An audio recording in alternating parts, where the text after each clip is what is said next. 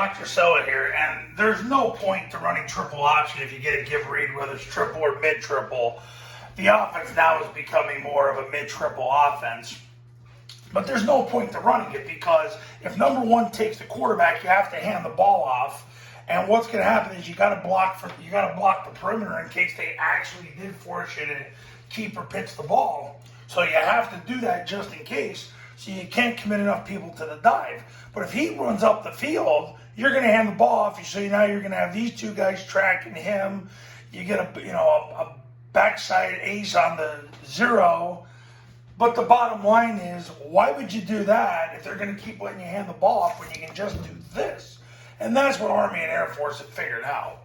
They figured out, well, we don't care. We're just going to wedge up inside and go from there. So there's a triple team on the zero technique. The tackle's going to veer inside because he blocks for the dive now.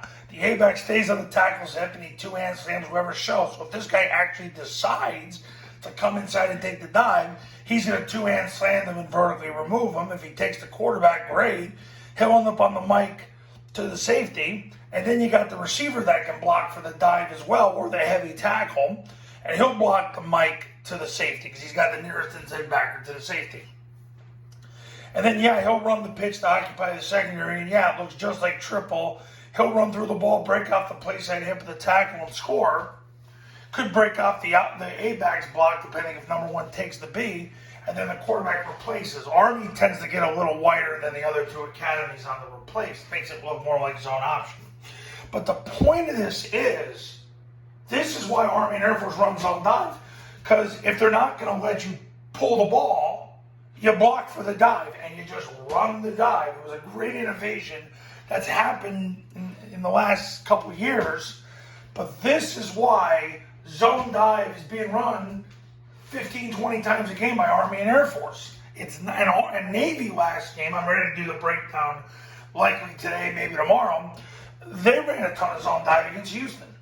It's the play to run because you can get overwhelming numbers at the point of attack so you can establish the dive if they're not going to let you pull the ball. And what it does, and I've said this in endless other videos, it forces number one now to have to come down and get into the wedge. And then as soon as that son of a gun does that and you don't get 4 yards on the dive, you come back to the next play and you read them with either mid-triple or triple.